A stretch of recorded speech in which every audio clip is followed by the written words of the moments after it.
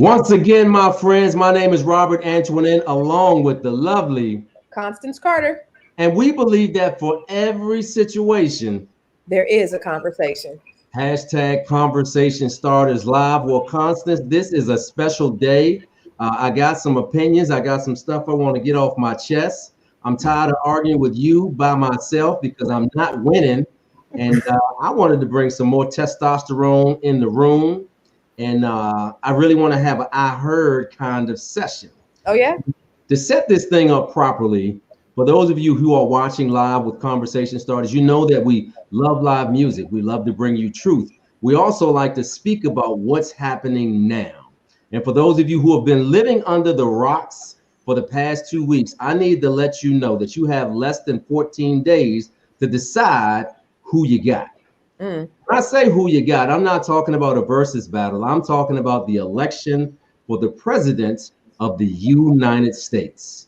And it doesn't matter whether you're blue or red or purple or somewhere in between. I encourage you somehow to make a decision, whether to vote or not to vote. Choose the person that most aligns with which it is that you need to have done in your community, in your state, and in your microcosm. However it is you decide to do it, I just need you to do something, right?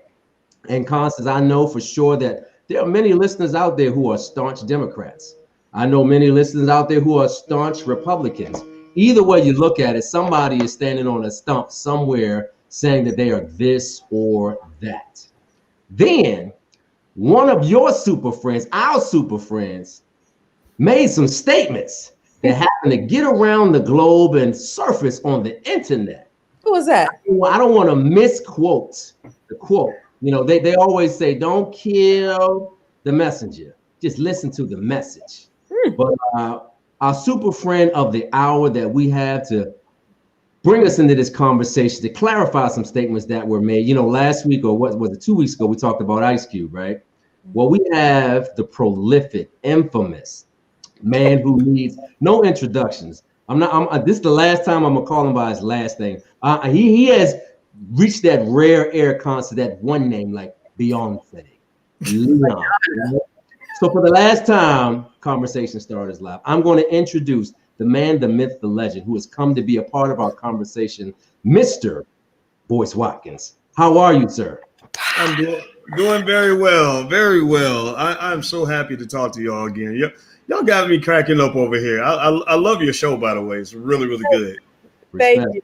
Respect. Well, listen, you know, we kind of teed it up and set it up a little bit. And I think that I'll do it the way that we normally do, Constance, and just kind of ask the difficult question that many people are scared to answer, are scared to ask. And I'll preface it by saying that I no longer believe in the polls based on what happened in 2016, because I knew beyond a shadow of a doubt, like somebody in church, know that Hillary Rodham Clinton was going to be the first woman president. Right. But then on November the 3rd, 2016, something historic happened. A man who didn't even want to be in the White House ended up as the president of the United States. So I just need to ask you for the folks in the back, Dr. Boyce Watkins. Are you a Democrat? Are you an independent? Or are you a Republican? Or neither? He gets right to it, didn't he?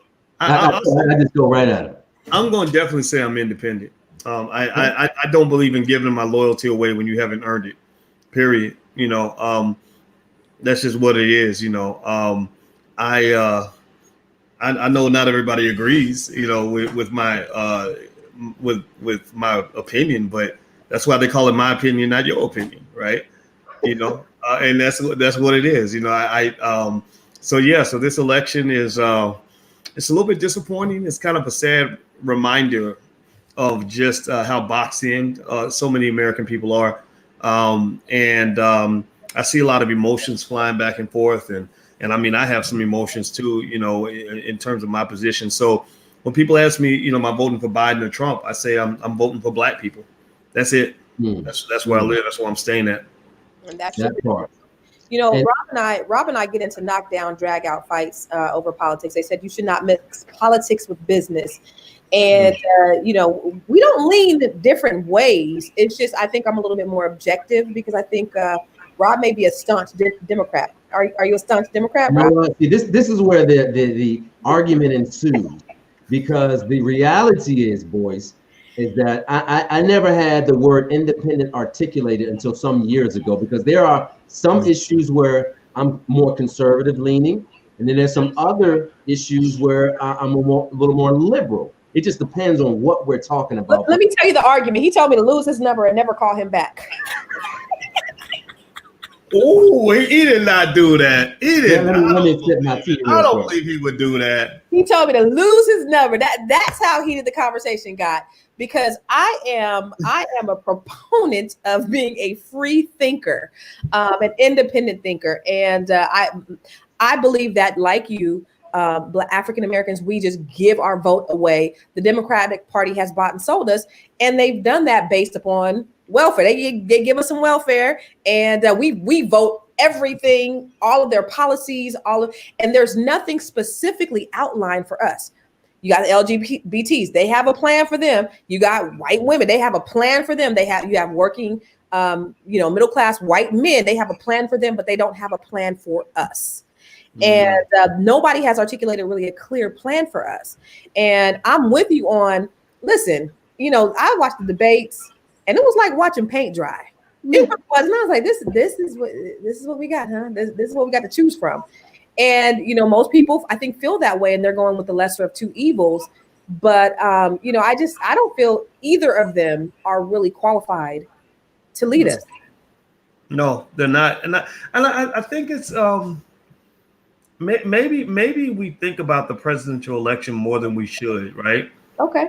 Because it's such a terrible choice to have to make, and it's such a terrible thing for friends to fight over, because it's really, in my opinion, not gonna have a big impact on your personal life, and I think that it makes me sad that I've upset and hurt the feelings of so many of my friends who are caught in a certain mindset, or who have a certain perspective, which I respect that. But I think the reason that I'm okay with having a different point of view is because when they say things to me, I can think in my head, yeah, I remember when I used to think that too. I remember when I was 21 years old, and I worked at Arby's in college, and Bill Clinton was getting elected. And remember, Bill Clinton was the first Black president, right? Negroes gave him that title. Yeah. And I was riding my bike to work, and I was like late. I was always running late. Like, punctuality was always a little bit tough for me. And I said, okay, the voting station's right here, but the line was long. And I said, if I get fired from my job, Bill Clinton ain't gonna come and help me pay my rent. So I had to make a choice. So I said, you know what? I got to do me in this situation, right? And the reason I don't feel bad about that is because I know that these politicians, they're going to take care of themselves. Other communities are going to take care of themselves before they take care of us. And so I think it's okay for Black people to take care of us before we take care of anybody else. And so, after that situation, I remember Clinton got elected, and there was a lot of optimism, that he was going to be the one to change a lot of things. And I was a Black man in my 20s at that time. And I just kind of, especially in hindsight, I started seeing things kind of decline. I started seeing these struggles for Black men. We had some symbolic things happen. Like Tupac Shakur got killed the same time my best friend got murdered, shot in the head. And we were all the same age. I was the same age as Tupac, like born a month apart. And at the same time, I remember becoming aware of how many Black men were going to prison and getting like 100 years in prison for little minor offenses that white kids commit on college campuses every weekend. And it just kind of, I became a little bit disillusioned. I definitely felt that I was in it by myself. There wasn't nobody gonna come save me. Wasn't nobody gonna come help me. Even things like affirmative action. When they tell you when you're young, if you're Black and you're well behaved and you work hard, go to school, get a degree, they're gonna give you all these great jobs. I didn't see that. I learned about the hidden condition of that, which was, as long as we accept you, as long as we like you, we make the rules, boy. And if you follow the rules and do what we say and act the way we tell you to act, then there's a place for you. But you come in here with this Black stuff, there's no room for that. And that's when I started really questioning integration and thinking, this is a bunch of BS, man. This ain't it. Whatever this ain't it. So all of that was part of my process of moving away from this Democratic Party kind of perspective. It's almost like they look at us like we're disabled and you can't do nothing on your own. Like we want to disempower you so that you'll want us to protect you. I don't want your protection. Your protection has destroyed my entire community. Get out of my face. So does your vote count? So us voting, does it even count? I think it counts. I think it does count. I think there is a logical reason that they want to enlist as many Black people as possible to achieve their political goal. We know what the game is, right? The game is the Democrats are addicted to the Black vote. And when you're addicted to something, it doesn't make you better. You just need it to maintain, right? So they need 80% of the Black vote or they're not going to win. So you understand why the Democrats will put millions of dollars into making sure that we show up every time. I don't blame them for that. The Republicans have a different objective. They're not the incumbent in the Black community. They're the side chick. They're the guy down the street trying to hit on your wife, right? So their goal isn't necessarily to marry the Black community. Their goal is to break up the relationship, right? So they're just trying to get enough attention from Black people to either get us to not vote or to actually go over to the Republicans. So a Black person who switches from Democrat to Republican literally is a double vote for the Republicans. I completely get that. That if you don't vote for the Democrats, I can see where someone would say, well, that's like voting for the Republicans, because that is a win for the Republicans. If you go vote for Republicans, then you've not only left, but you've actually supported this other party, right? Now, what I balance that with is the fact that that there's an accountability that must be maintained. I don't have a problem with anybody demanding my vote, but it doesn't come for free. You can't come into a store with no money and expect to get things for free. That's not how the world works. So what they've become accustomed to doing is coming into the Black community and offering almost nothing, but demanding the vote, almost like they own it, like they claim the vote before they even have it. And where I come from, that's a sign of significant disrespect. When I act like I own you, you can't approach a woman like that. Like I own your body. Your body is not your body. Your body is my body. And if you don't give it to me, you've taken something away from me. Right. Well, there's a point where I would tell that woman, you got to draw some boundaries. And I don't know if we have healthy boundaries when it comes to politics. But that's what they're saying about you, Dr. Boyce. I'm sorry, Rob. That's what they're saying about you. They're saying that you are like a Republican because you're causing people to think. And then it's pulling people away from the Democratic Party, and they're resenting you because of that. Well, if I didn't have any truth on my side, then it would be easy to shut me down. All they got to do to shut me down is prove me wrong. When people run away from facts and information, that person's not your friend. So for example, there's a reason why Joe Biden was very uncomfortable interviewing with Charlamagne the God. But he went to he was happy to interview with Cardi B because he wasn't going to be challenged on facts. I talked to Charlamagne before that interview, and he said, what should I ask? I said, ask him about this and this and this and this and this. And he asked some of those questions, and Biden could not answer them because you ain't Black if you don't vote for him. Right. Well, he got frustrated. He got frustrated for the same reason that, that a pimp will get frustrated if one of his prostitutes, started reading books and shit, like if she started reading books and learning about empowerment and equality and comes in there talking that stuff to a pimp, he gonna smack her, right? He's gonna be like, wait a minute, we had a good thing going here, and that's what it is. The Black community is elevating its status. I think that there's a segment of the community that has raised the price of the Black vote. The vote is always available. It's just the price is higher, and the bigger problem too is that there's an awakening in the sense that we as Black people are starting, not all of us, I can't speak for the whole Black community. I don't want to do what they're doing to us. I don't want to get into this whole, like, if you don't agree with me, you ain't Black type stuff. I don't believe that. Blackness is diversity. You can be a Democrat, be a Republican, be all those things. But the thing about it is, where I come from, most of the Black people I roll with are not down with the LGBT agenda the way the Democrats are. Right. It seemed like the first thing that Biden and Obama and all those guys, first thing they talk about is LGBT stuff. And let's just keep it 100. It's because a lot of those people want to come out the closet. You got a whole lot of Andrew Gilliams. No disrespect. It's not even hating on it. There's nothing like that. And that's the interesting thing. The Black community has an acceptance of all forms of expression. It's just we accept it differently from white people, right? But everybody knows we got gay people in the church and all of that stuff, and they are loved like everybody else. But my mother, who happens to be a Christian woman, she don't want to know nothing about what you're doing in the bedroom. She she doesn't believe that an 8-year-old should be picking their gender, and that's okay for her to believe that without being bullied and attacked and chastised and everything else. So here's the thing. I'm not attacking them. They're attacking us, and I'm defending those of us who are tired of the attacks. So when you look at values, you got the LGBT stuff. A lot of Black folks are not rocking with that.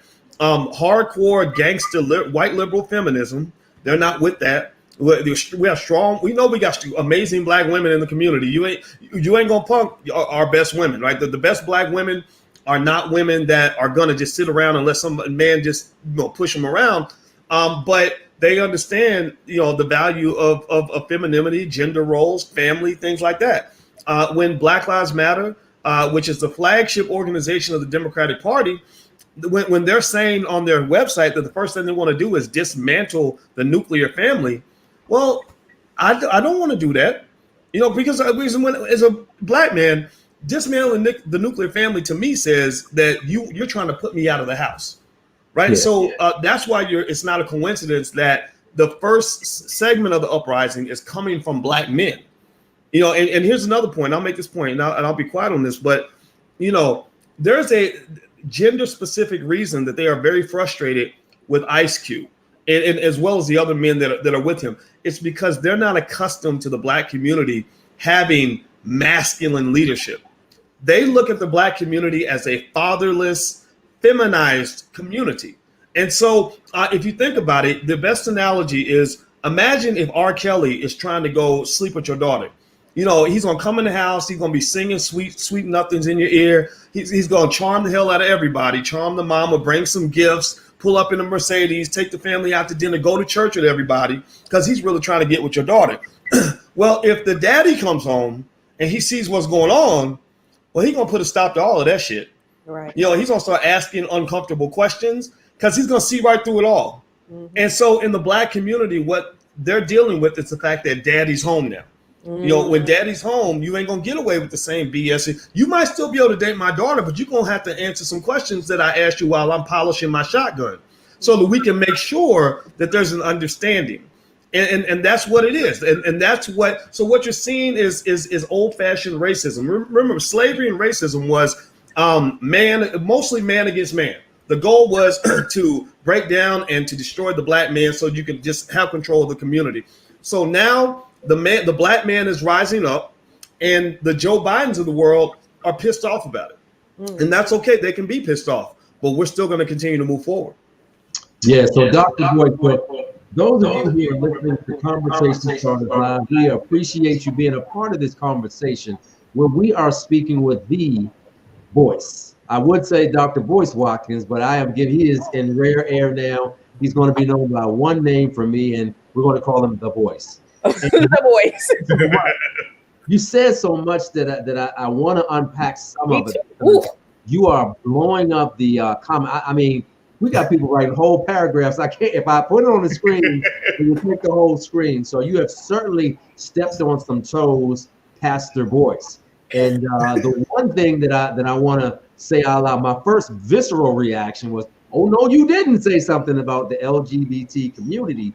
And because they are such a strong force in politics, in influence, in pop culture, that you have to deal with them. Now, regardless of which side of the aisle you're on, I don't know what the right solution is, but you certainly have to deal with them. And yes, Democrats have decided to carry that flag, make that banner be a part of their platform so that they will have more mass appeal, i.e. to get more votes. But the question that I'm steering towards is I think about the spirit of John Lewis. I was watching a special the other day where, he's walking across the Pettus Bridge, and he had this police sheriff, the literally club him on the backside of his head. Thank God that he lived to have a life of public service, but he was marching or attempting to make sure that we had the right to vote. So my implication is not that you said don't vote, but what do you say to those people, again, for the ones in the cheap seats who've seen what they got out of what you said? It really doesn't matter about my vote, because I used to think that way until 2016. I literally thought that way. No president has really impacted my day-to-day life more than I think in the past 4 years. Now, I don't mean that substantively, but I do mean that in terms of if you've ever watched Richard Pryor or Dave Chappelle, what is that? Yeah. This Joker is filled with those what do you say moments. So, what do you say to those people who are listening right now on Conversation Starters Live who say, man, I thought the point of having the voting rights is the vote, and what I'm getting from you is that my vote doesn't matter?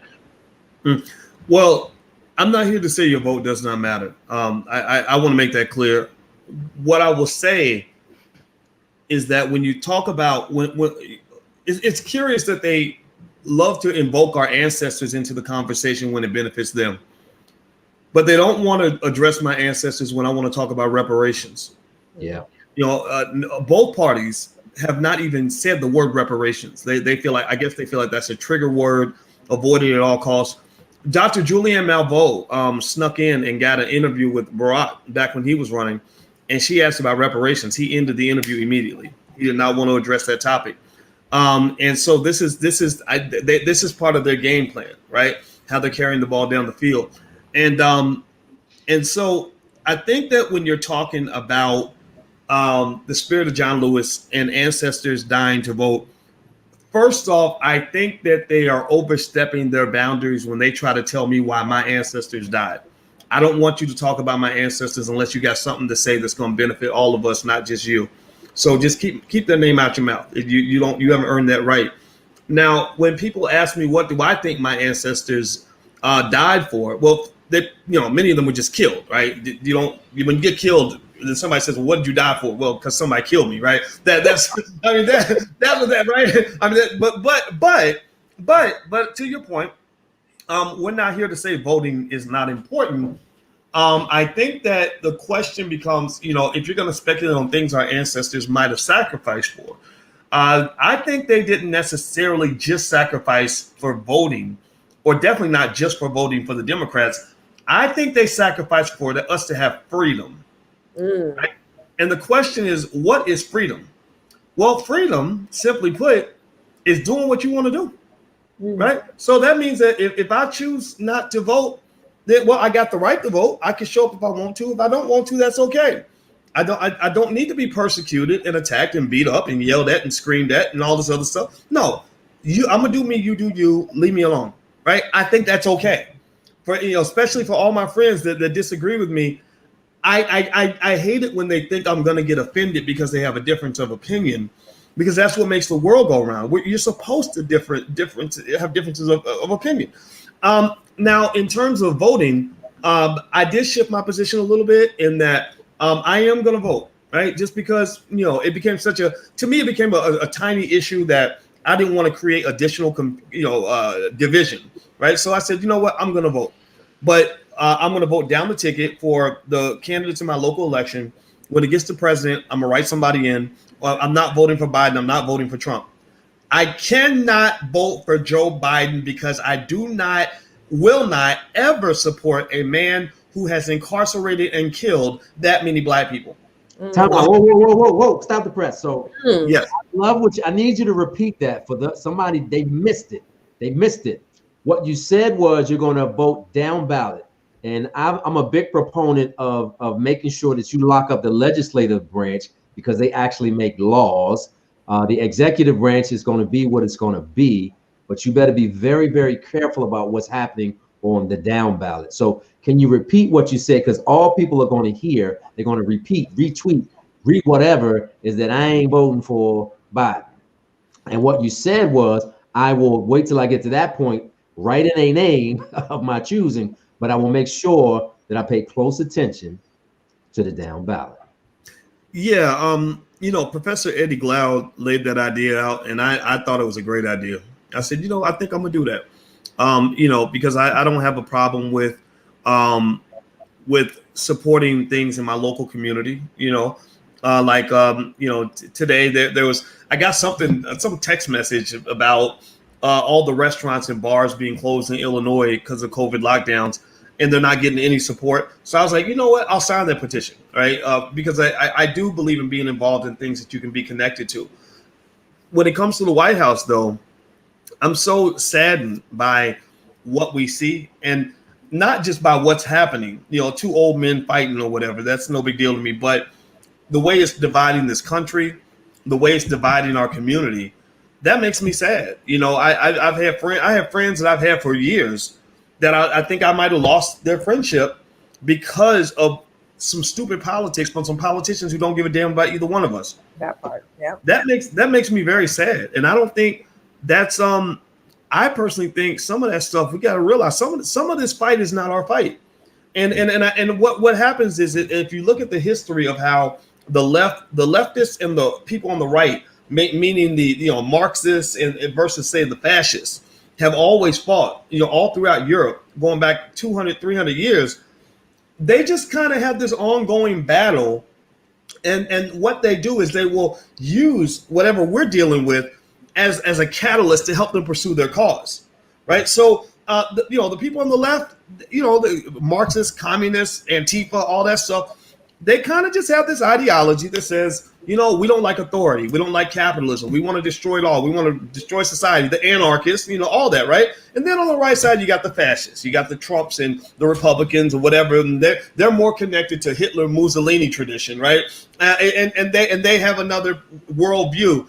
And sometimes we get caught in the middle of these big crippling blood battles and really start internalizing that. And if anybody was to listen to me, I won't persuade black people to vote Democrat or Republican, because honestly, I don't care a whole lot about that. But what I would, if I was persuading a black person, I would say, look, after this stuff is over, let's go build together. It's like if you're a fan of the Pittsburgh Steelers and I like the Dallas Cowboys, sure, during the game, we put on our jerseys, we argue, we talk smack about who's going to win the game. But after the game's over, we realize Jerry Jones ain't writing a check to neither one of us. It's up to us to pay our own bills. Right. But you talk a lot on your page about all the things that Biden hasn't done, all the bad things that he's done. You rarely talk about Donald Trump and some of his policies. So what are your thoughts around him? Because I see you talking a lot about Biden. What are your thoughts on Trump? Well, the reason I talk about Biden more than Trump is because Biden is the one who expects my vote. He's the one that's saying, Negro, why aren't you voting for me? Basically, that's what they're saying to the black man, especially, and black women. That like what's going on? If you don't vote for me, you ain't black, right?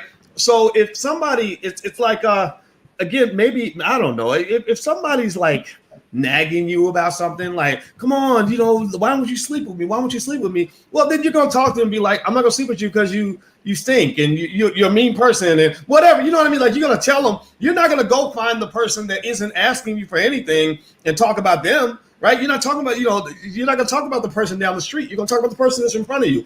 Biden's right in front of us. Biden feels like he's in bed with the black community, like he's an honorary black man or something.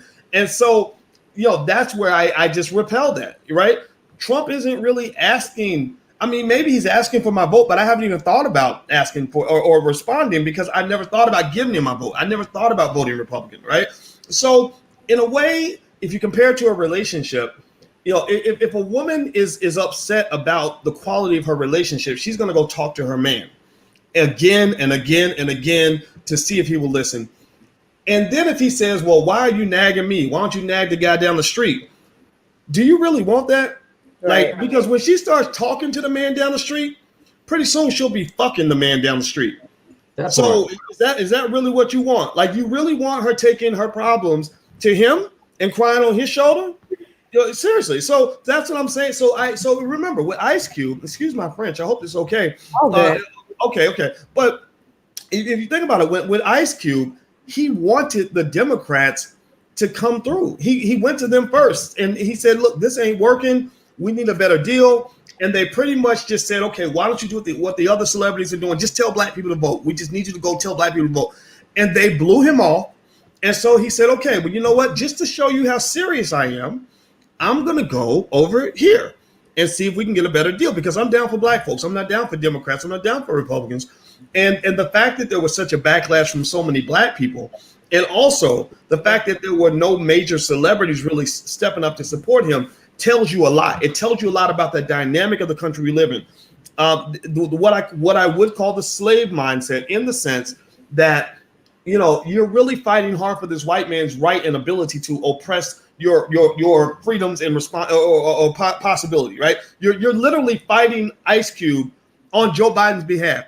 If Joe Biden's mad at Ice Cube, let him fight Ice Cube. Why are you fighting his battle? It goes back to slavery. That's what we did during slavery.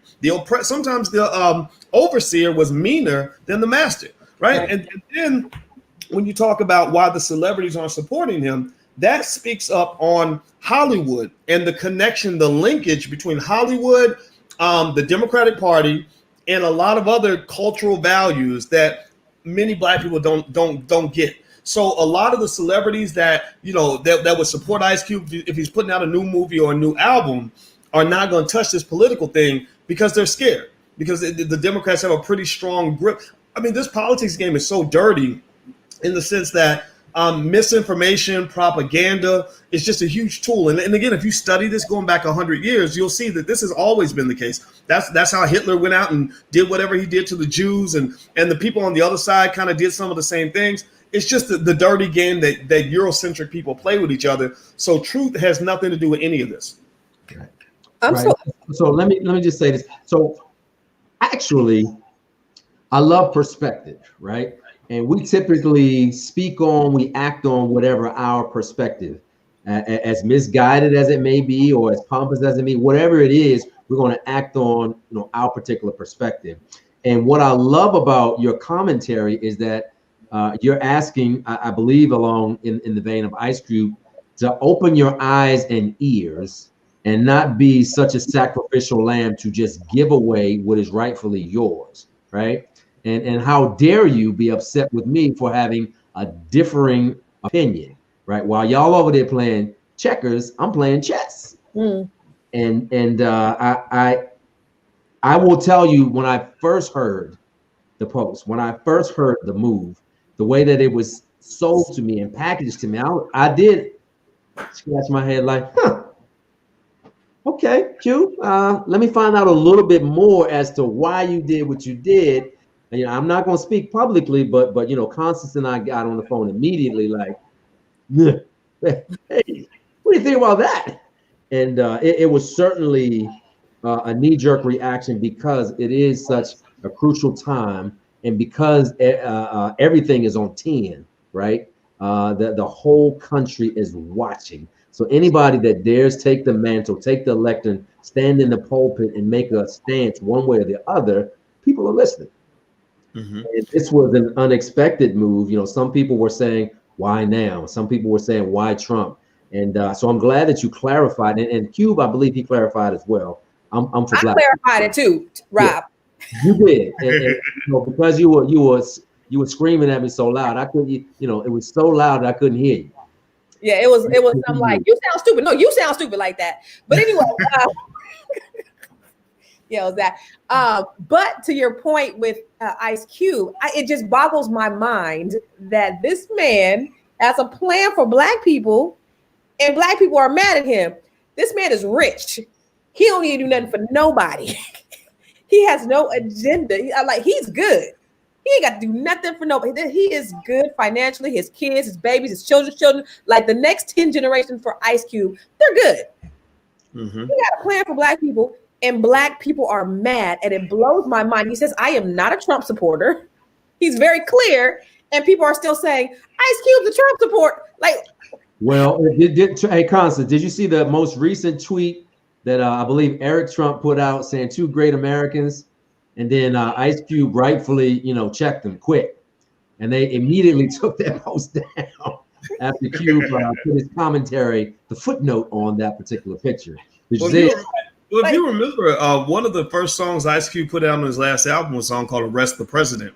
And he was talking about, he's basically saying send Trump to prison. It was like, arrest the president, you got the evidence. that nigga is Russian intelligence. Like that, those were the lyrics in the song. A lot of people might not have heard the song. You know, I was an Ice Cube fan before we even met, and I followed his albums all the way up until now, and so I was very surprised that he was, taking the position he took.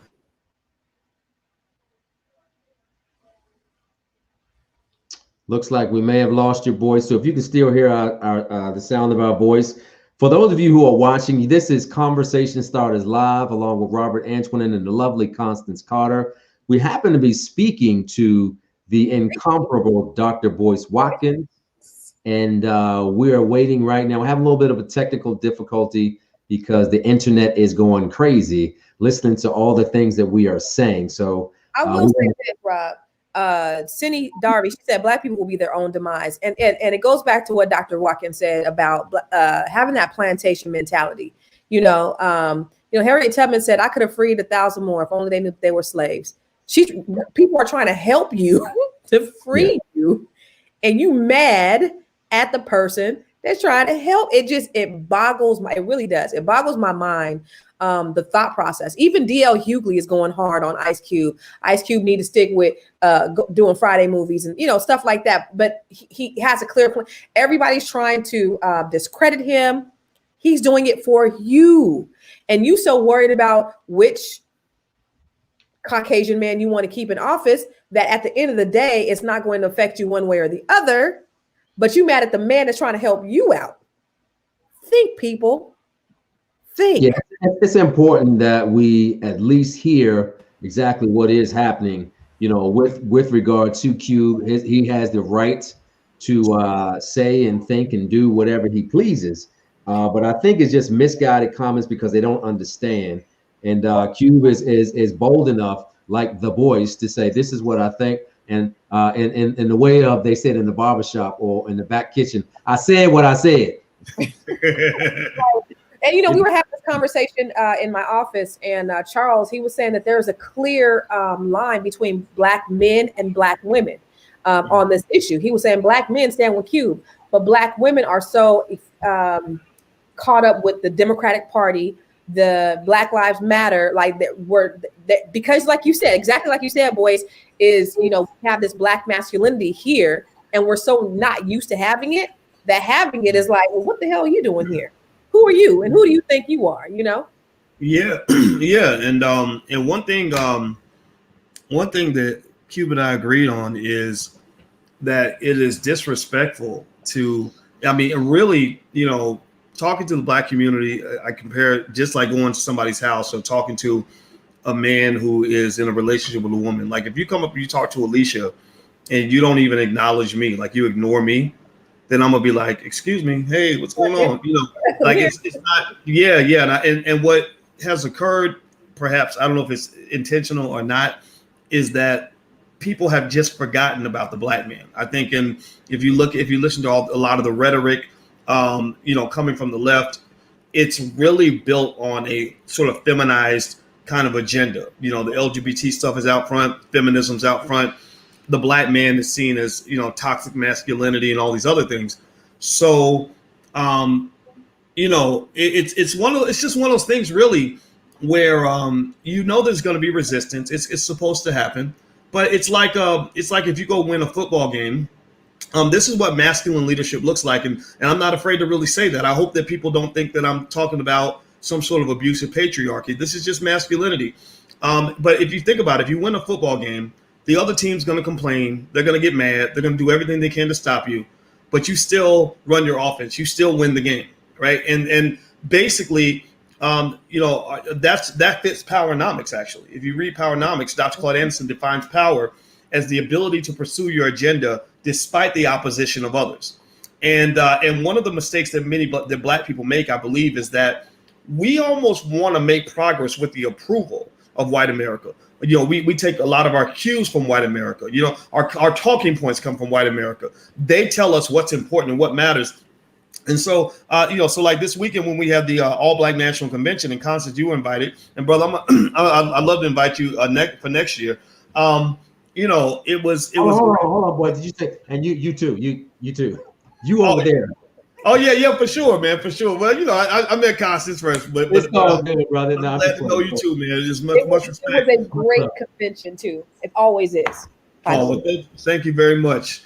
Yeah, it's one of those things where I was really excited to just hear what Black people think, like having us set the agenda. What do we want to talk about?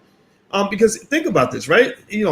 I have some people on that follow, a few 100,000 subscribers or whatever, and I'll do polls and surveys, and I try to find out, what do people care about? Well, they care about things like reparations. So how can you tell me that you're serving the Black community when you won't even talk about the things that Black people want to talk about? That is about as abusive as you can get. I mean, think about this. I mean, every time I expect something from you, and every time you tell me what you want, I change the subject and tell you what I think you should want. Yeah. That is crazy to me. So I'm not telling everybody to agree with me. I'm just saying that that's what it is. It's just something that has to be spoken about. And the other thing too is I believe Black people have already won this election. No matter who wins, I believe Black people have already won because we don't win if Biden wins or win if Trump wins. We win if we win. That we got to understand that, right? So I know people get caught up in cheering for their favorite political football team. Oh, my team blue won. Yeah, well, they got your ass in the back of the blue bus, right? Seriously, like stop it. Just, or whatever. What matters in terms of whether or not we've won is whether we've actually won. Did our community make progress? Here's why our community made progress. When they go sit in their little rooms and they start figuring out, okay, how do we lock down the Black vote for the 2024 election? They're going to be like, well, remember what happened? Remember what happened when Ice Cube came out? Blah, blah. Oh, we got to be ready for that, right? They're going to adjust based on your behavior from the past. And they know that Black votes don't come as cheap as they used to. They also know that the Black voter base is more intelligent than it was in, say, 2008, 2000. Like even with, God bless Barack Obama, good guy, very charismatic, super smart guy, very presidential in every single way. But they couldn't run that same campaign now and have people believe it. They'd be like, hope and change. What does that mean? Like explain, talk more about that. Right. So I think it's great. I see the advancement of our community as a result of this. So here's a question I have for you. This is a Conversation Starters live question. Let's fast forward to January the 21st, 2021, shall we? Let's just say for conversation's sake that Kamala Harris and Joe Biden won the nomination. The first day after the inauguration, they go to the Rolodex and they make their phone call. And Kamala is on the phone calling you, Boyce, and inviting you to the hallowed halls of the White House because we want to know, what do Black people really want? We've been paying attention to Twitter. We've heard Facebook. We even watched Conversation Starters Live. Please tell us, enlighten us in your own words. What is the Black agenda and what should we be doing to repay our constituents who entrusted us with 4 years of leadership? Okay, so that will be right before Beyonce shows up in my doorstep in a bikini, handing me $10 million. Hey. It's all on the same day. Okay, got it. Well, you know what? If they became brave enough to have that conversation, and they wouldn't have to have it with me. I don't. I'm okay. I like kind of being on the outside. I really don't know if I have the patience to really sit at those tables. I don't even endorse politicians. This is not fun for me. But if they did want my input and I felt like they were serious and weren't going to waste my time, I would talk about wealth. I would help them understand that the wealth equation is pretty much the easiest way to tell Black people that you care about them. I don't care if you're painting Black Lives Matter on the street, like you just messed up the street for no reason. Like really, like no. I mean, we need to start the equation with the things that matter. And most Black folks I know are trying to put food on the table and trying to find opportunities. Black business owners need funding. Can't you just allocate $100 billion or $50 billion or something so these businesses can get off the ground so that Black businesses aren't sitting around watching little 23-year-old white girls come out of college and go borrow $10 million and a Black business owner can't even get 20 grand I mean, come on. Or you get these $100,000 student loans, but can't get $25K for a business. I mean, that's tacky. That's crazy to me. So, I think you start with wealth, and then you can build off of that. And I really believe that if you just focus on that issue, and I got a sense, even though the justice issues were all laid out, right? We know what's going on with the criminal justice system. That's another issue. And remember, Kamala Harris and Joe Biden don't have a lot of credibility when it comes to criminal justice. If you just look at their track record, just go look at their record. I mean, they spent years basically trying to lock people up. So Boy, just real quick, I encourage people to go to your Twitter feed. Before we came on this show, you had a link from 1993, Constance, where the Joe Biden was on his soapbox, and he had some interesting things to say about Black and brown people and his disdain for their condition, and it was inexcusable about the climate that we were in at that time. So therefore, we should vote on this particular bill. Blah blah blah. I encourage you to go check that out. Can we look at what you shared? It's in his Twitter. I think it may have been from the day. Maybe like my Twitter's Dr. Boyce Watkins 1. That's the speech. Yep. Whether or not the person that is accosting your son or daughter, or my son or daughter, my wife, your husband, my mother, your parents. It doesn't matter whether or not they were deprived as a youth. It doesn't matter or not whether or not they had no background that enabled them to become socialized into the fabric of society. It doesn't matter whether or not they're the victims of society. The end result is they're about to knock my mother on the head with a lead pipe, shoot my sister, beat up my wife, take on my sons. So I don't want to ask what made them do this. They must be taken off the street. That's number one. There's a consensus on that.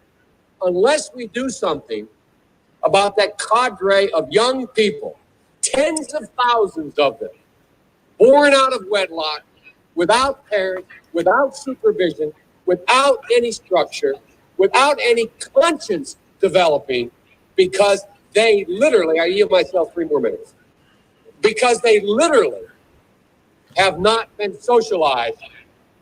They literally have not had an opportunity. We should focus on them now. If we don't, they will, or a portion of them will, become the predators 15 years from now.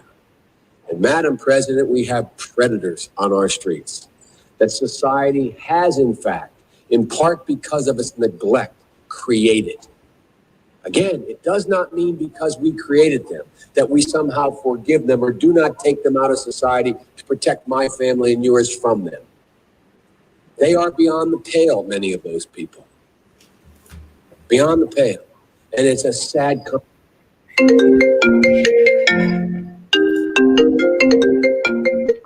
Uh-oh. That wasn't me, was it?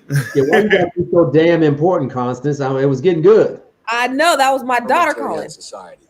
We have no choice but to take them out of society. And the truth is, we don't very well know how to rehabilitate them at that point. That's the sad truth. I'm the guy that said rehabilitation, when it occurs, we don't understand it and notice it. And even when we notice it and we know it occurs, we don't know why.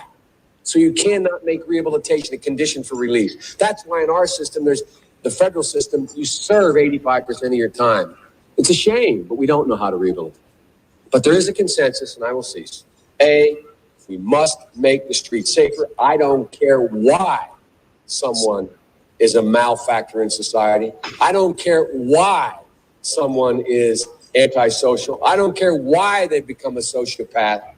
We have an obligation to cordon them off from the rest of society, try to help them, try to change their behavior. That's why we do in this bill. We have drug treatment and we have other treatments to try to deal with it. But they are in jail, away from my mother, your husband, our families. But we would be absolutely stupid as a society if we didn't recognize the condition that nurtured those folks still exist, and we must deal with that. Okay, so yeah, so here's what let me third week into Kathy's weight loss battle where things really started to all right, so you know, I took some notes on that because I want to be real clear about what offended me about this speech. I mean, it had a generally uncomfortable tone to it, you know, for sure. But let me explain this. You know, first of all, when Biden's speaking in that speech, this was during the Republican Revolution. This was when the Democrats moved to the right to try to get, or moved to the center to try to get more votes. He sounded like a Republican in that speech. You know, he didn't sound liberal. You know, when he says, I don't care why, I don't care why, I don't care why. Well, supposedly part of being a liberal or caring about social issues means you're supposed to care why, right? I'm marrying a social worker. She always wants to know why, you know, right? So that's the fascinating thing to me. Now, mind you, I don't think there's anything wrong with being a Republican. In fact, if they weren't so racist, maybe they'd be something to consider. But and maybe one day that'll happen. But the thing about it is that's a fascinating transition from the Joe Biden that is being sold to us now, right? Like we really believe that in that time he's just shifted and become something different. I don't have that much faith. The other thing that he mentioned is he used that word predator a lot. And that you know, when you're dehumanizing a group of people, and then he said tens of thousands of them. So he's dehumanizing an entire group of people, almost to the point where you're not picturing a human being anymore. You're picturing an animal, a rodent, something that needs to be exterminated. And he says, and remember, this is similar to, I mean, that's how Hitler did with the Jews. I think there's a formula for this, right? That's how in every war, when you go to war, like when we have the Vietnam War, there was a white man who went to Vietnam and he said, I got there, I got into a firefight, and I killed a guy. And he said, it drove me crazy. It made me sick. And he said, at that moment, I swore I will never kill another human being again. He said, but I will kill as many chinks, or sorry, not, he said gooks. The word was gooks. I'm sorry. He said, I will kill as many gooks as I possibly can. So by seeing them as gooks instead of human beings, that's what led him to say, okay, it's okay to kill them all. Like we need to exterminate, you know, these creatures, right? So when you use a term like predator, that's what you're doing. You're dehumanizing your enemy so that it makes it easier for you to kill them. So you can say, I just murdered 50 people. I'm not a mass murderer. I'm a good person, right? So he's talking about tens of thousands of people. Well, that's industrial level extermination, where he repeatedly says, I don't care how they got here. And then he also states that rehabilitation is not a condition for release. So he's saying, let's round up all these predators from single parent households. Y'all know what that is, right? And let's just keep them in prison as long as possible because these people are beyond the pale. They can't be rehabilitated. Those are his words, beyond the pale. So you know what offends me about it, again, I don't get mad at, you know, I guess we as Black people, we're so forgiving. So people forgive Biden, and I forgive them for forgiving him, right? I'm not mad at people who don't forgive Joe Biden or who choose to forgive him. I can't because my biological father went to prison. My little brother went to prison, and it screwed him up. My uncle, who's my older brother, basically, my mentor, my number one mentor in life, went to prison. I believe he was beaten and raped so bad that it messed him up mentally for the rest of his life. So those of us who've seen this stuff up close and how terrible prison is, like these are our concentration camps. I can't just act like that didn't happen, right? So I don't believe in asking other people to believe what I believe, but I think that we at least have to see it for what it is. Yeah. So I was reading in the feed, boys, and I saw one of the comments saying, is a person allowed to change their position? Because I know that a great philosopher, Dr. George Fraser, says that we go through about 8 passages in life. And he said, you know, you're different when you're 20 than you were when you were 10. You're different when you're 30 as when you were 20. You're different when you're 50 as when you were 40, and so on and so on. I know some of the things that I did as a young man, I probably don't do as an elder statesman now, with gray hairs and all.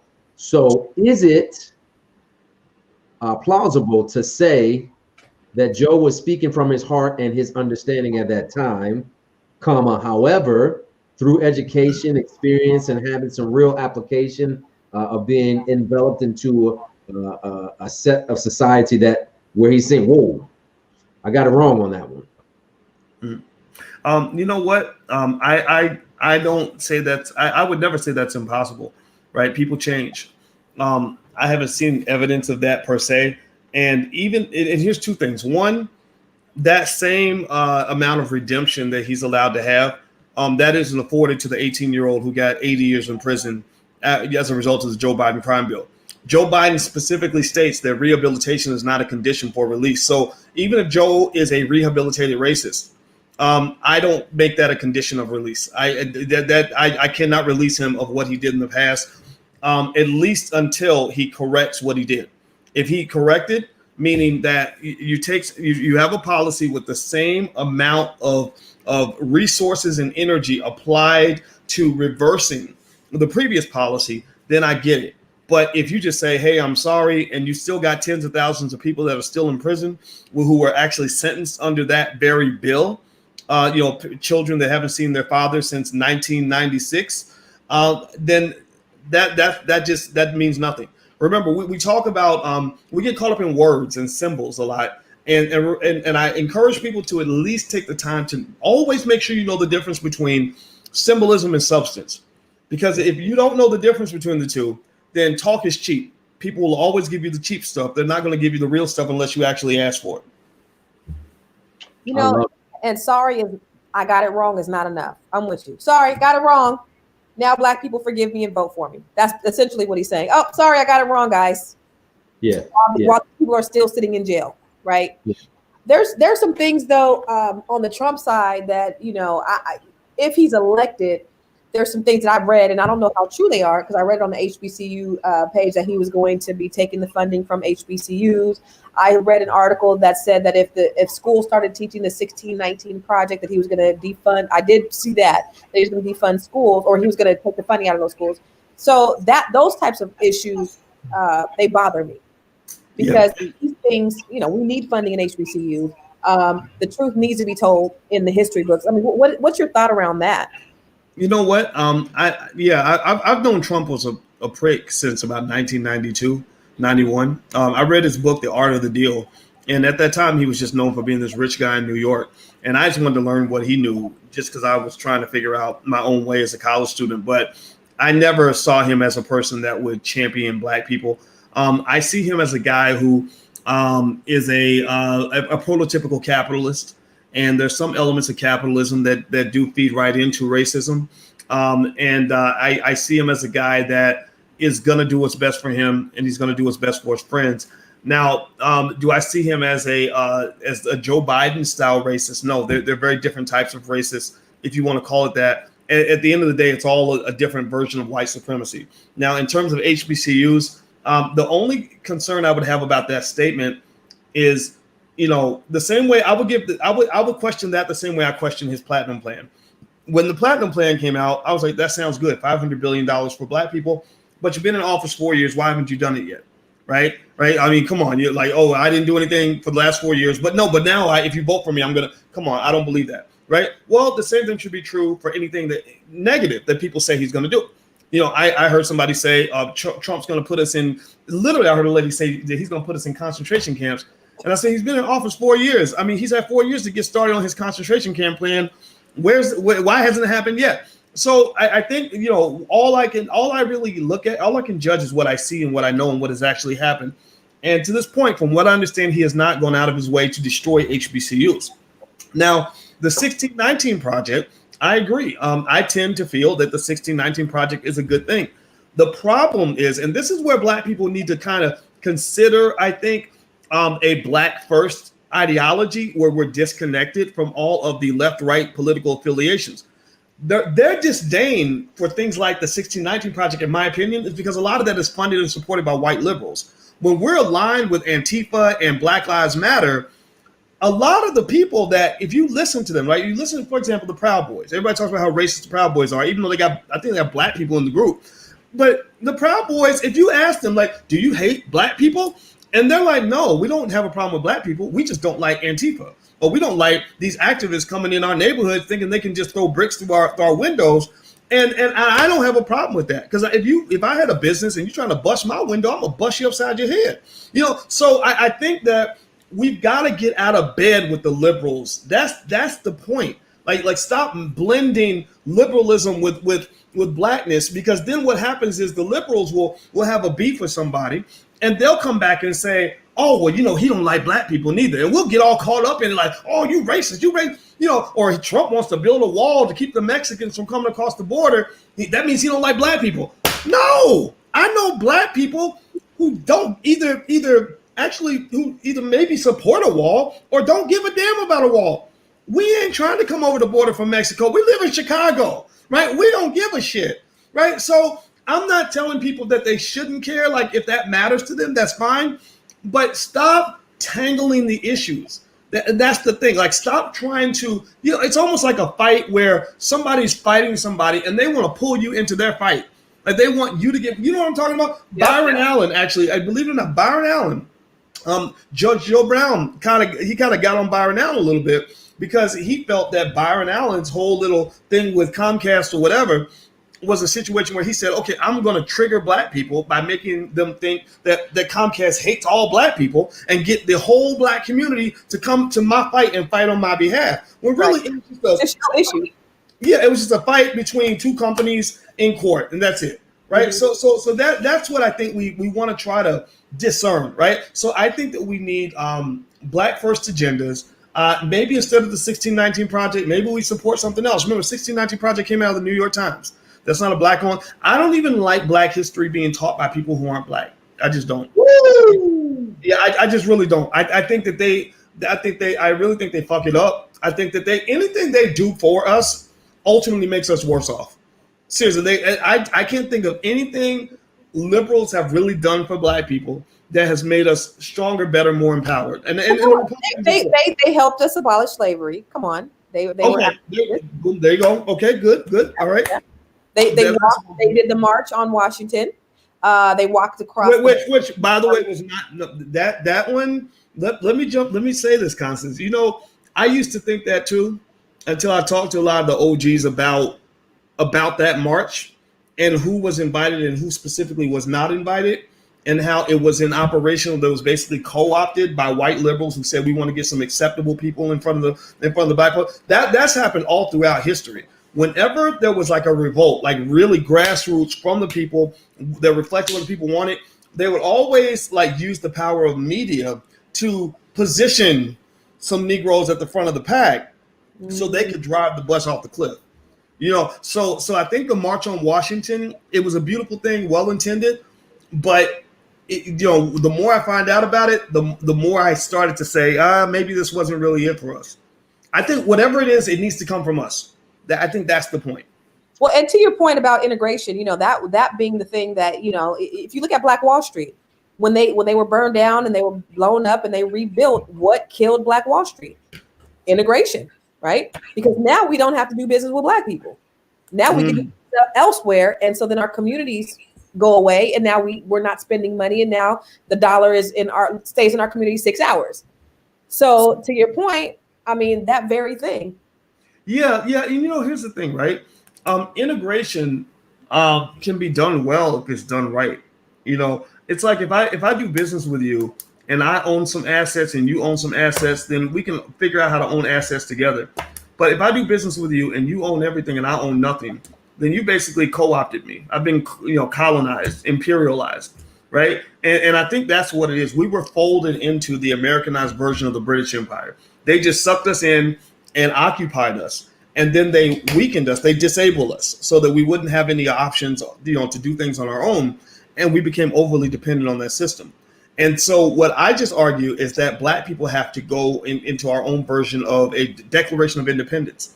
Like, just say, you know what, we don't dislike, like, I don't really think we have to get up every day, obsessing over how much we dislike white people.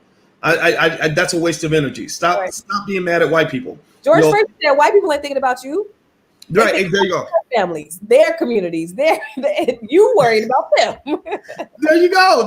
It doesn't even have to be hate. It doesn't have to be, You know, like white people, I know you got some white guilt, and I know you're a little nervous when I walk in the room. But believe me, I'm focused on building. I'm not really going to spend a lot of energy hitting you. Now, you got to pay me some of that money you owe me, right? You know, when can we expect payment? Y'all owe us about $14-15 trillion, and I think we should be some bill collectors up in here.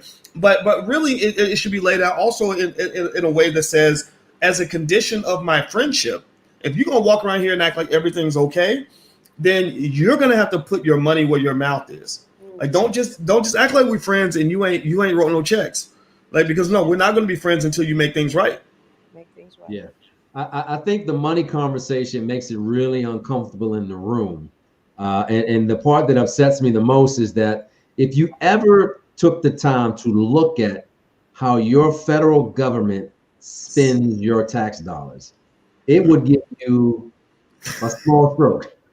It really would. In comparison to the conversation of reparations, in comparison to the conversation of Black economic empowerment, right?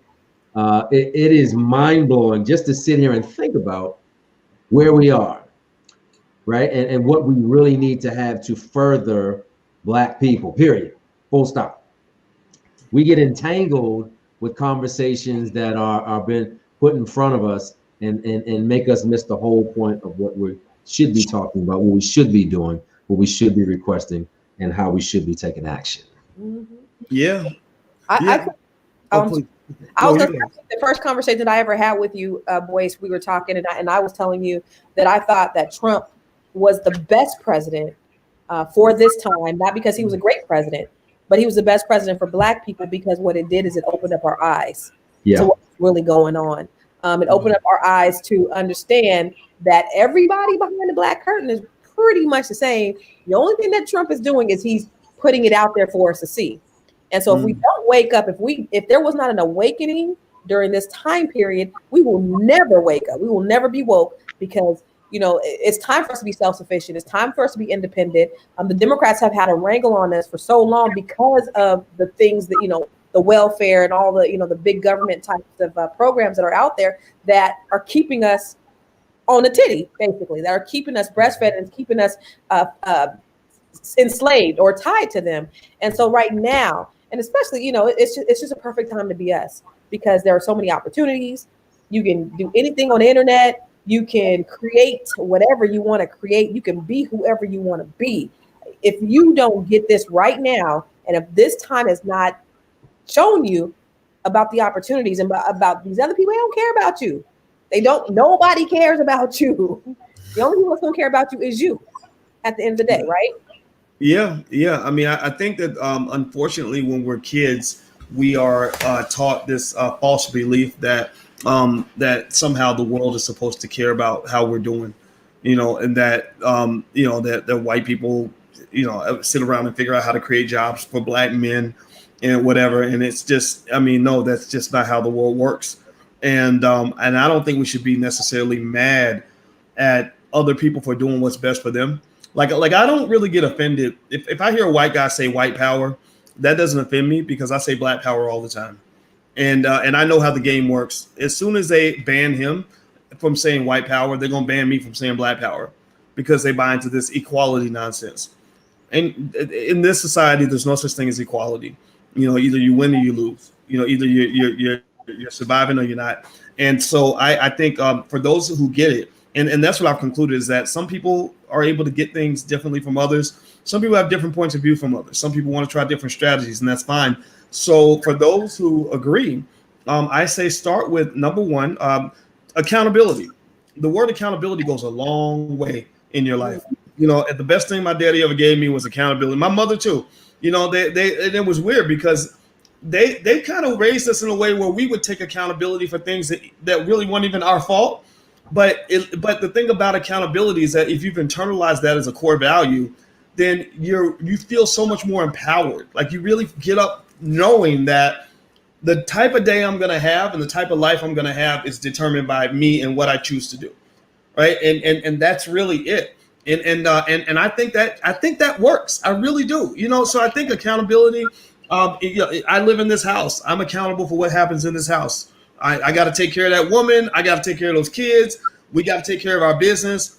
That's where it starts. And then on top of that, in between, maybe I'm going to choose to, as a black man, am I going to choose to pick up a liquor bottle? Am I going to choose to pick up a book? Right? Am I going to choose to learn how to start a business, or am I going to choose to go, find a job or do nothing? Right? Like those basic decisions literally make it very easy in this country, the way it's structured, for most people to find their way to a quality life, whatever that means for you.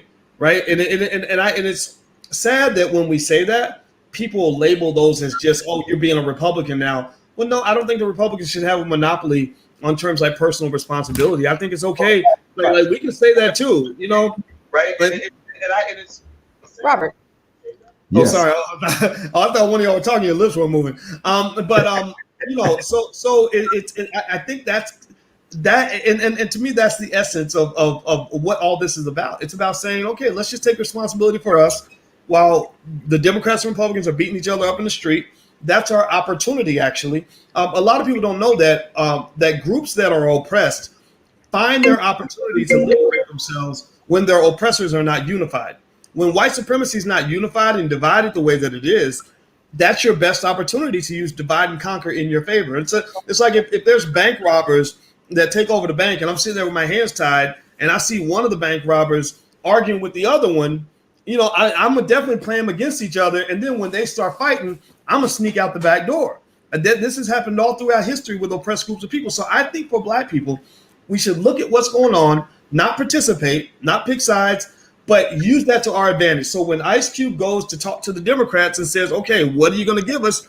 And the Democrats say nothing. And then he says, okay, the Republicans, well, what are you gonna do? And then the Republicans make an offer. Then he goes back to the Democrats and says, okay, up the ante.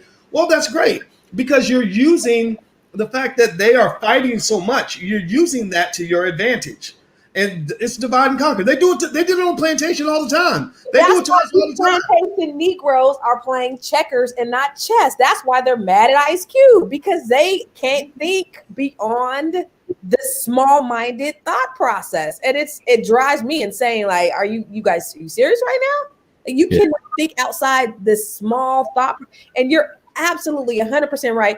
And to your point, Rob is a big proponent of personal responsibility to the point where he's that guy. Like, hey, I realize that you've had a hard life and blah blah blah, but we got to pick ourselves up by your bootstraps, right, Rob? That's kind of you're gonna put me on blast and articulate it that way. Are you really? So I would give you props. Whoa. So you're gonna call my name? Let me articulate that. I do believe in personal accountability and responsibility.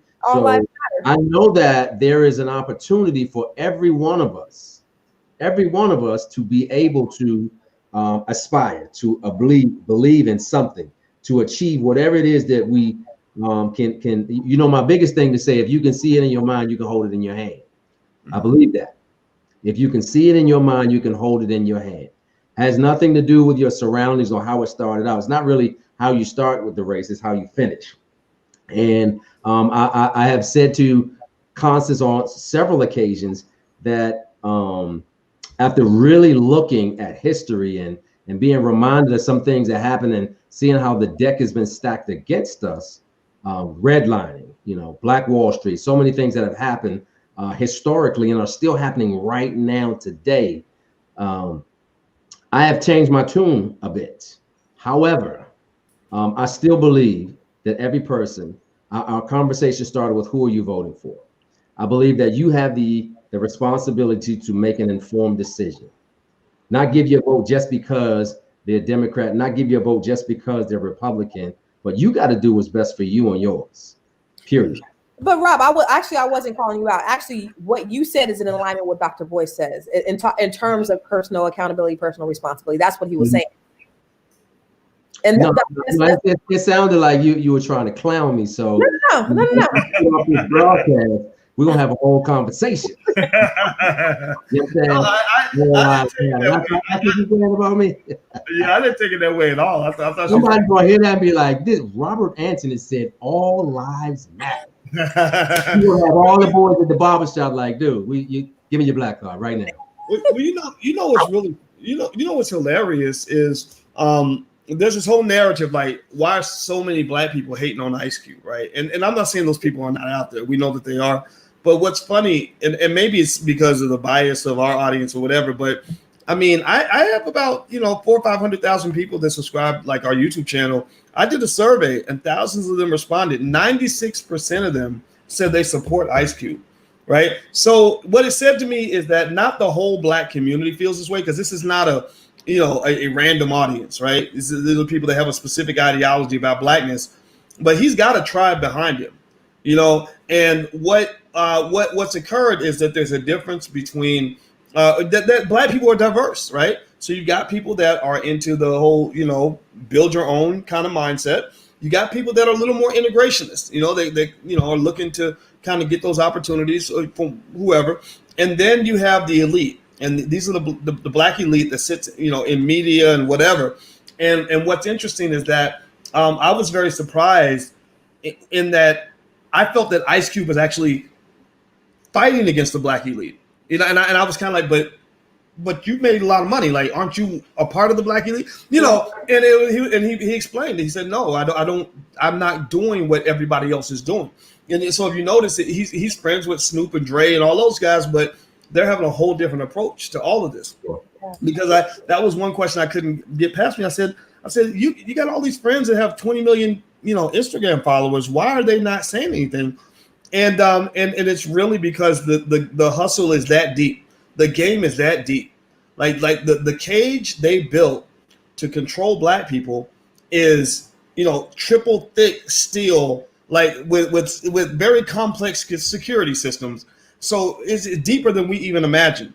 So when you talk about controlling the media or the way the headlines look or the way the narratives are shaped, they're all in this game together. It's a very disgusting, kind of tainted, almost sickening way they go about spreading misinformation. So I kind of knew, I wasn't surprised at all when they pushed the propaganda. Oh, he's a Trump supporter. He's this and even though he said 10,000 times, I'm not a Trump supporter. Yeah. They were pushing that narrative. And in many cases, it would have worked if he didn't have millions of people following him on Twitter, where he could directly counterattack, directly refute the misinformation.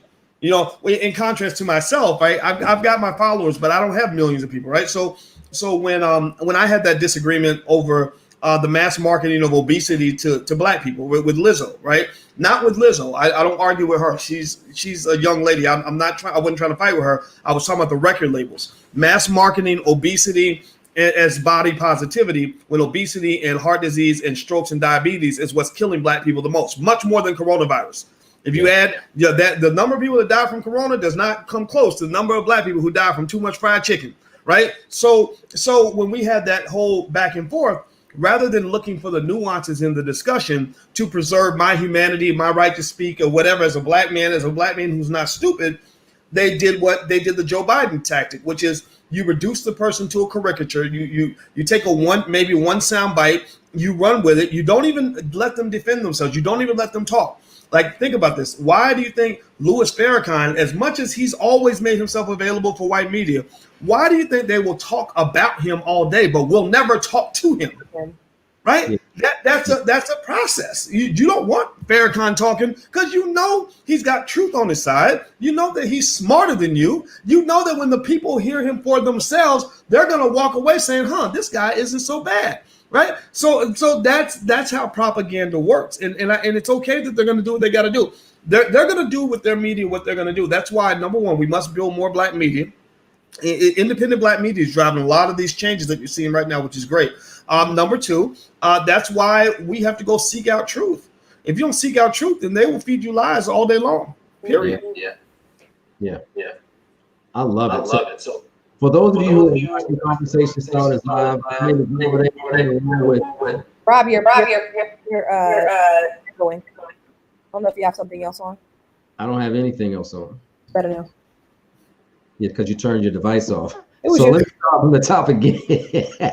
My name is Robert Antoine, and along with the lovely Constant Starter, and we have our very special guest, the Dr. Boyce Watkins, who is having a conversation about your vote, about your personal choice and responsibility, how you will respond to the climate of innuendo and rumors going on, even about the Ice Cube action step that he took to talk to Republicans about the Black agenda. So we appreciate you hearting it up and liking it and making sure that you share this out. Tell a friend about Conversation Starters Live, but more importantly, make sure that you support and continue to follow the Dr. Boyce Watkins. And Constance, we've been on this thing for more than an hour, and we've been having engagement from all around the world. So one quick thing I'd like for you all to do, we thank you for posting, but if you can just tell us your name and where you're from, let us know where you're representing from. If you're from Philadelphia, if you're from Newark, New Jersey, if you're from New York City or Chi-Town, Chicago, just put it in the feed. We'd love to shout you out. And we thank you so much for being a part of this conversation. But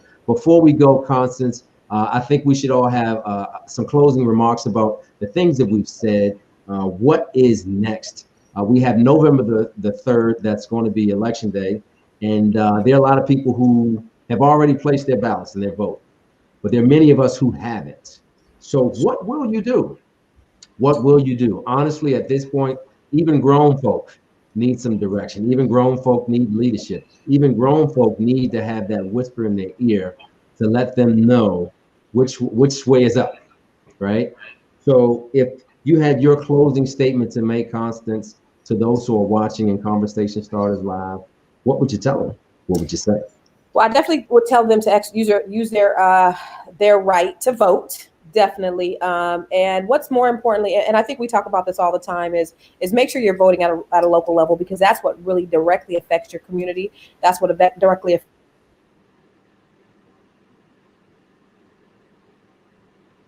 Oh.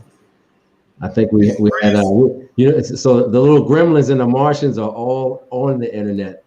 This is Code Intel Pro. They don't want us talking. They don't want us talking at all.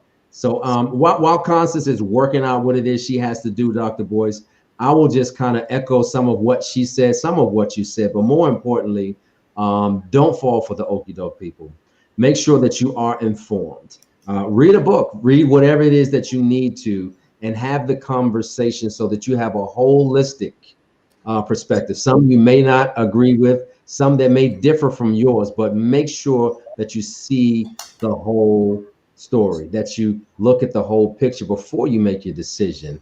And more importantly, I encourage you to take a young person who's watching, I always say, young people, they watch what you do more than they listen to what you say.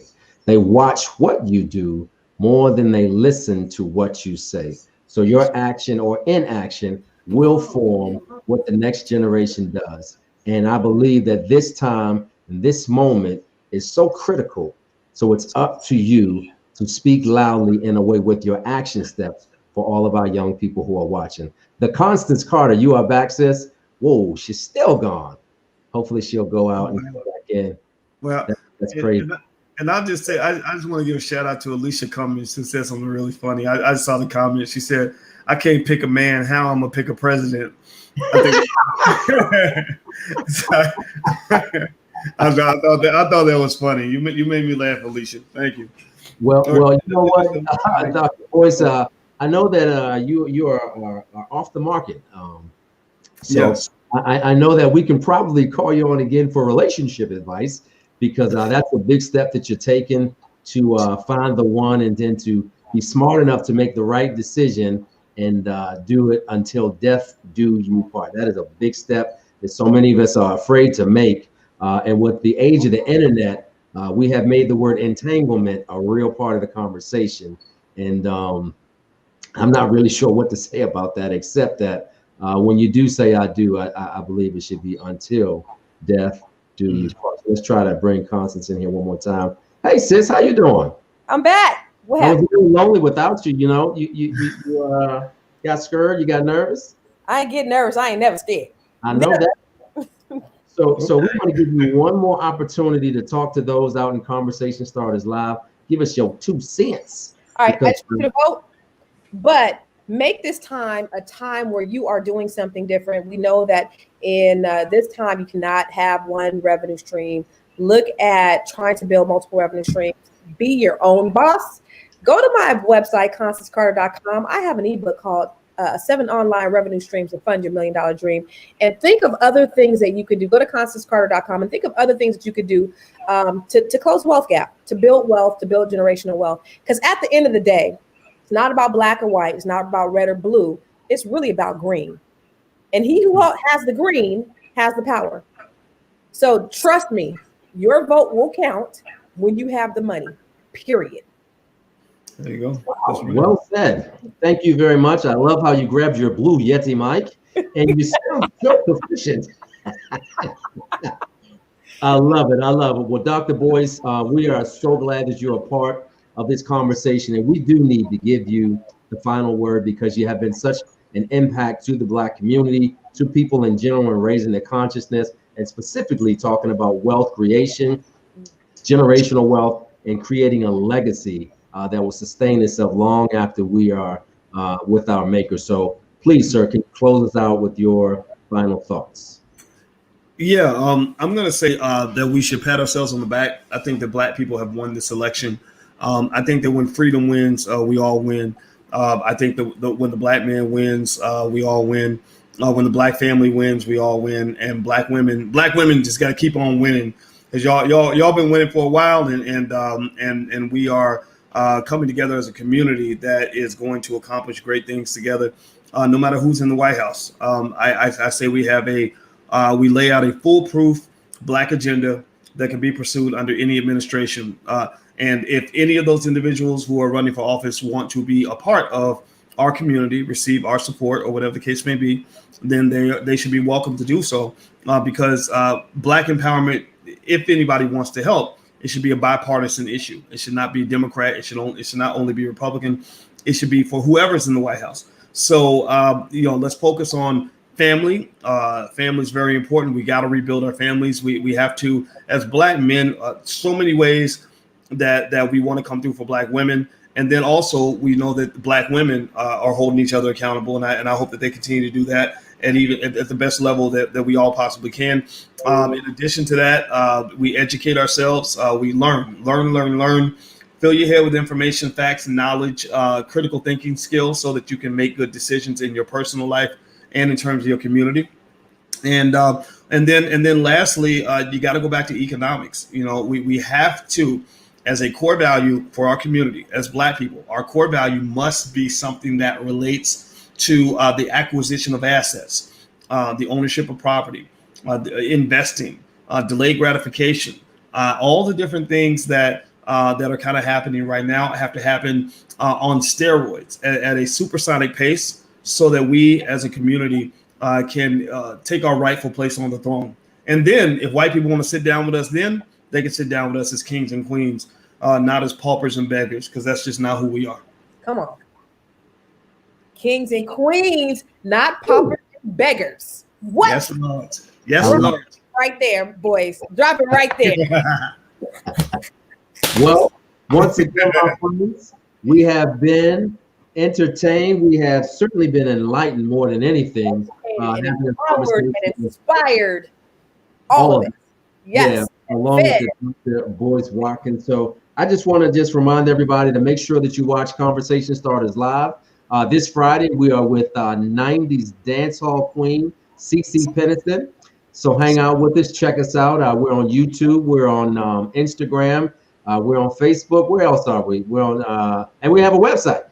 So make sure that you check out Conversation Starters Live. We'd love to have you be a part of the conversation, where we allow your engagement to be a part of our live broadcast. But more importantly, we want to make sure that you give a humble shout out to the Dr. Boyce Watkins. Continue to follow him. And anytime you see him on the screen, you need to stop, drop, and roll and listen, because you are about to be enlightened and educated whenever he speaks. That's like that button commercial that we're talking about. Yes, all of it. Everybody listen. Yes. All right. This Conversation Starters Live, where we believe for every situation, there is a conversation. Thank you, Dr. Boyce. Conversation Starters Live. Yes. Thank you, sir. Thank you for having me. It was an honor to be here, as always. Appreciate you.